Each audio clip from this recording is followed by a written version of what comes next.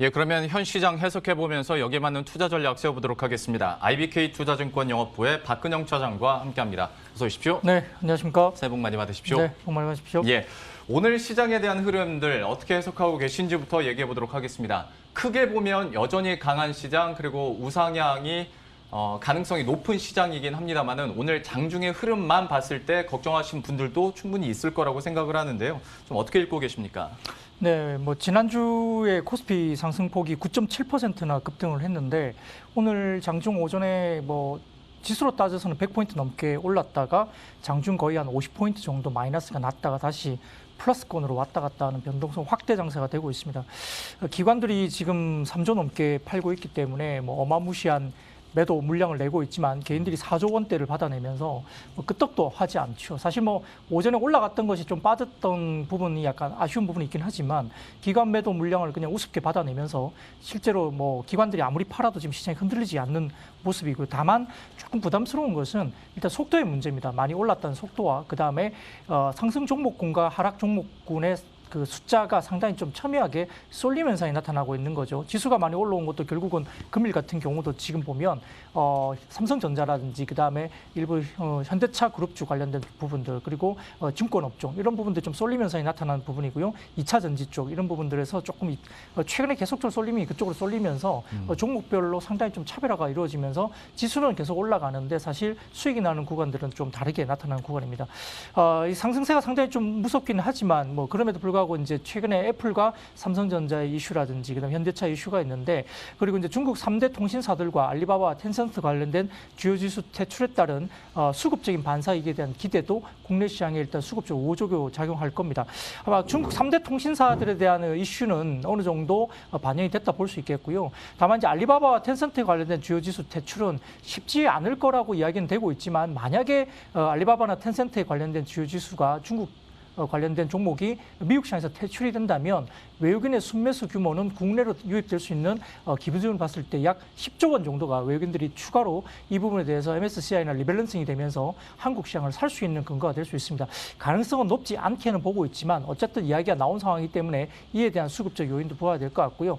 어쨌든 그 불안한 급등세가 이제 강세장의 여러 특징 중에 하나인데 근데 편안하고 굉장히 안정적인 급등세는 없죠. 항상 불안한 급등세가 나타났고 변동성 확대 구간이지만 아직까지는 시장이 그렇게 급락에 대한 추세나 이런 부분들은 아직은 기준이 조금 충족되지 못했기 때문에 여전히 조정 시에는 건장한 조정 그리고 비중 확대 여전히 유효할 것 같고요. 끝물음에 말씀드렸지만 어떤 트리거가 되는 부분이 무엇인가에 대한 부분들이 가장 중요한데 이런 시그널이 나오기 전까지는 아직은 시장에 대한 긍정적인 요인은 필요하다 하겠습니다. 그러면 이번에는 종목이나 또 이벤트별로 투자 전략 세워보도록 할 텐데요. 일단은 앞에서도 잠깐 들었었던 현대차 보도록 하겠습니다. 어마어마한 상승 탄력을 보여주고 있고 실제로 뉴스들이 그렇게 따라주고 있는데요. 특히 애플카 협력 소식도 물론 계속 확인 과정은 필요하겠습니다만은 시장이 반응을 했고 앞으로의 흐름들에 대해서 그리고 이번 이슈에 대해서 좀 어떻게 보고 계신지 이것도 해석 부탁드릴게요. 네, 현대차의 주가 급등은 사실은 조금 제 보기엔 좀 부담스럽습니다. 그 주가가 많이 오르고 방향성에 대한 부분에 대해서는 이견은 없습니다만 단기적으로 애플 관련된 이슈가 최근에 이제 며칠 사이에 이렇게 주가를 끌어올린 부분들은 다소 조금 부담스러운 부분은 개인적으로는 생각하고 있습니다.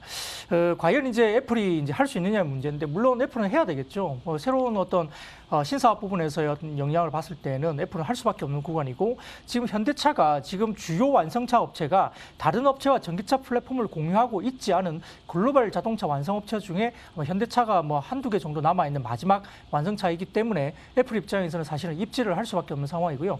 다만 지금 현재 팩트는 애플 입장에서는 현대차뿐만 아니라 다른 글로벌 회사들도 다 입지를 했다는 거죠. 예. 그리고 현대차 입장에서도 애플 말고도 다른 회사들이 다 입지를 하고 있는 상황이죠. 그러니까 가능성은 열려있되 과연 현대차와 애플이 미로를 할 수 있는가 그 부분은 사실은 모르겠습니다. 아직 확정적이지 않고 서로 뭐라 그럴까요? 입장을 어느 정도 이제 하고 있는 사실관계를 확인하고 있는 정도이다. 예. 그러니까 연예인들이 이렇게 생각하죠. 사귀고 있는데 현재 이제 알아가고 있는 첫 그런 단계이다.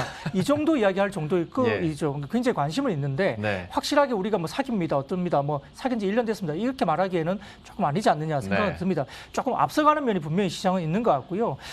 핵심은 이겁니다. 제가 보기에는 굉장히 좀 중요한 포인트를 일부 애널리스트들이 이야기를 하고 있는데요. 결국은 이 현대차와 애플 간의 어떤 서로 밀월 관계가 정말 계약으로 가느냐의 문제는 핵심은 자율주행 관련된 주행 데이터에 관련된 소유권 여부가 될 것 같아요. 결국 뭐냐면 아까 말씀드렸듯이 이제 대부분의 완성차 업체가 다른 업체와 전기차 플랫폼을 공유하고 있다는 점에서는 비용 부담을 나누기 위해서 하고 있는데 독일의 폭스바겐 그룹은 이제 포드 그리고 이제 미국의 GM 같은 경우는 일본 혼다와 전기차 플랫폼을 제공하고 있고요. 현대차 그룹은 지금 플랫폼 공유 여부가 알려지지 않은 아주 드문 완성차이기 때문에 애플 입장에서는 침을 흘릴 수밖에 없습니다.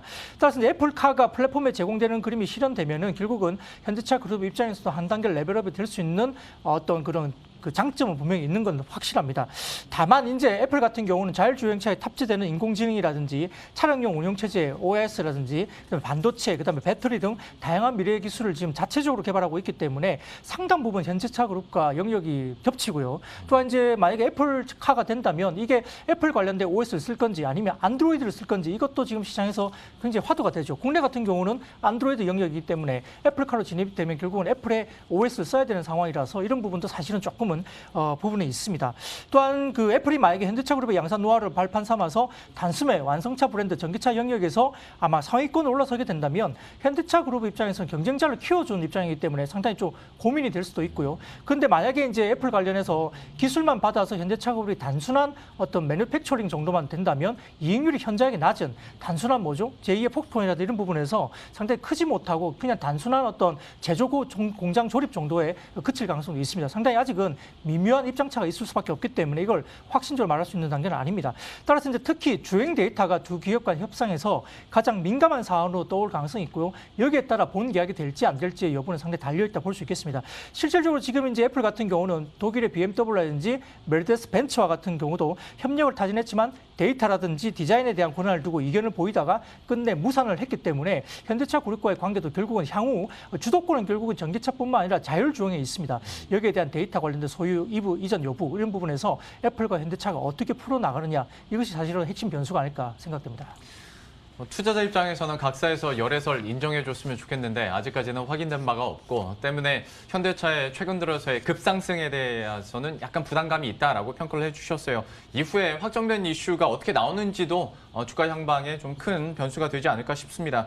현대차 이렇게 살펴봤고 평시였다면 항상 이제 1월 들면 제일 처음에 얘기 많이 하는 게 1월 효과하고 JP모건 헬스케어 컨퍼런스인데 시장 자체가 워낙 좋다 보니까 상대적으로 얘기는 덜 하게 되는 것 같습니다. 그래도 우리는 이 시간에 한번 해보도록 하죠. JP모건 헬스케어 컨퍼런스 여기서 이번에는 좀 어떤 포인트 두고 계십니까? 네, 뭐 비슷합니다. 늘 그래 왔듯이 이제 이번 1월 11일에서 14일까지 JP모건 헬스케어 컨퍼런스가 열리는데요. 이제 한 해의 제약바이오 산업 전망을 볼 수 있다는 점에서 상당히 중요한 컨퍼런스 콜로 부릅니다. 지금 이제 국내 기업 같은 경우는 이제 대기업 글로벌 기업 간의 어떤 미팅을 통해서 M&A라든지 기술 이전 관련된 이슈가 부각될 수밖에 없기 때문에 상당히 중요한 기회로 작용하고 있고요. 대표적인 이야기로는 한미약품이죠. 비만 치료제, 당뇨 치료제 이런 부분들이 진행됐고요. 유한야행 같은 경우도 레이저 티닙 관련된 기술 수출, 그리고 동아ST 같은 경우도 아스트라제네카와 면역 항암제 공동 연구 계약도 했었고요. 또한 이제 엔지캠 생명과학이나 나이백, 셀리버리 같은 경우도 2020년 행사 참석을 계기로 인해서 파트너십 논의가 활발하게 진행됐습니다. 따라서 컨퍼런스 참석 기업에 대한 여러 가지 이슈가 상당히 부각될 수밖에 없는데요. 지금 이제 다수의 기업들이 이제 이야기가 되고 있지만 올해 같은 경우에 총 6개 기업이 주요 메이저입니다. 삼성바이오로직스, 그다음에 LG화학, 그다음에 한미약품, 휴젤, 제넥신, 그다음에 HK 이노엔이 있는데 HK 이노엔 같은 경우는 IPO 예정 기업이기 때문에 상장사는 아직은 아닙니다. 따라서 말씀드렸던 삼성바이오, LG화학, 한미약품, 휴젤, 제넥신 5개 기업이 메인 트랙에서 발표가 예정되어 있기 때문에 주요하게 좀 보셔야 될 것 같고요. 특히 이제 휴젤과 제넥신은 전년도 첫 발표 이후에 연속으로 발표가 확정됐고요. 이런 부분에서 상당히 주목을 끌 가능성이 높습니다. 따라서 이제 전체적인 부분에서는 기술 수출에 대한 기대감이라든지 여러 가지 부분에서 성과에 대한 도출이 가능하다는 점에서는 이 메인을 장식하고 있는 이 종목들에 대한 기대는 좀 더 있을 수밖에 없다 판단되고 있습니다. 참 그 헬스케어 컨퍼런스와 관련돼서 관심주를 추려주신 것과도 어느 정도 일맥상통하다고 생각하는 게 1월 효과 같은 경우에 그동안에 이제 중소형주들이 좀 활약을 해주고 기대감을 많이 갔었는데 지금 시장 자체가 워낙 대형주 위주로만 가고 그리고 중소형주 언제 한 번은 사야지 싶으면서도 대형주가 계속 가니까 그거 좀 애매하거든요. 그 1월 효과 그리고 1월 시장에 대한 투자 전략은 그러면 어떻게 세우는 게 좋겠습니까? 네, 좀 이례적입니다. 사실 뭐 삼성전자가 뭐 저렇게 시가총액이 큰 종목이 저렇게 가고 네. 그다음에 현대차 그룹이 이번에 애플 관련된 모멘텀으로 저렇게 급등각을 이루고 있고 LG화학도 뭐 100만 원 선에 넘어서면서 상당히 좀 빠르게 급하게 그러니까 LG화학뿐만 아니라 전기차 관련된 2차 전지 섹터다 중소형주 코스닥 관련된 종목들도 상당히 급등세를 또 보이고 있기 때문에 가는 종목들이 가고 중소형주 1월 효과가 상당히 좀 무색해지는 분위기는 있습니다. 현재 지금 국내의 대형주들이 급등세를 보이고 있지만 이익 기준으로 본다면 상향 조정 중에 있는 건 맞지만 코스피의 상향 모멘텀보다는 중소형주의 이익 모멘텀이 대형주에 비해서 다소 좀 높아지고 있는 구간이기 때문에 일부 대형주들이 오버슈팅이 나오고 난 이후에 지금 최근에 매국을 못 추고 있는 중소형주에 대한 기회도 분명히 있다라고 볼 수 있는 상황인데요. 최근에 이제 반도체와 자동차가 이끌어왔던 국내 기업 이익 추정치 상향 조정이 최근 섹터가 이제 4분기를 작년 4분기죠. 접어들면서 추정치가 소폭 이제 하향 조정되고 있는 상황이고요. 반면 이제 조선, 디스플레이, 그다음에 해운, 정유, 증권 철강, 소프트웨어, 화학 등이 상당히 상향 조정되면서 상쇄하고 있습니다. 그래서 이제 초대형주에서 준대형주라든지 중소형주 규모의 상대가 전체적으로 지금 이익 규모가 어느 정도 상대적으로 좀 양호하게 흘러가면서 아마 매기가 흘러올 수 있는 어떤 기회가 포착될 수 있는 부분이 분명히 있는 상황이고요. 또 이제 연말에 이제 들면서 이제 10억에 대한 어떤 대주주 이슈 때문에 실적이나 모멘텀 밸류에이션 좋음에도 불구하고 일부 수급상 매도를 했던 종목들 중심으로 해서 다소 이제 개인들이 매기가 다시 들어오는 종목들 중심으로 좀 솔팅을 해볼 필요가 있겠습니다. 따라서 이제 실적, 그다음에 밸류에이션, 그다음에 대주주 요건 일지 전후의 개인 수급이 차이 등으로 종목을 솔팅을 하다 보면 퀀트별로 본다면 결국은 이제 지금 현대중공업지수라든지 GS, 그다음에 진성 TC, DB하이텍 와이솔, 그다음에 5G 관련된 KMW, 그다음에 메리츠증권이나 LOT베큐um, 신성ENG, 에코프로, 시젠, 뭐 아프리카 TV, 현대 오토에버 이런 종목들이 이제 각출이 되기 때문에 일단 실적 굉장히 좋아야 되고요. 그러면 올해는 같은 경우는 작년 대비 실적이 45% 상향되기 때문에 실적이 좋은 종목들이 물방고기반입니다. 따라서 밸류에이션 상대적으로 싼 종목 중심 보시고요. 여기에 따라서 수급이 들어오는 종목들 중심을 보시되 제가 말씀드렸던 그 종목 중심으로 해서 추천해놨으니까 슬림할 필요는 있겠습니다. 하나만 꼽아달라고 하기에는 종목들이 워낙 많이 나와서요. 이 종목들 저희가 관심 있게 지켜봤다가 차차 하나씩 좀 여쭤보는 시간 갖도록 하겠고요. 이마트도 잠깐 여쭤보도록 할 텐데 증권가에서 목표 주가 상향 조정하는 리포트도 많이 나왔고 4분기 흑자 전환 전망들 얘기 나오면서 급등을 했다가 오늘 장에서는 조정을 받습니다. 이마트에 대해서는 좀 어떻게 평가하고 계세요?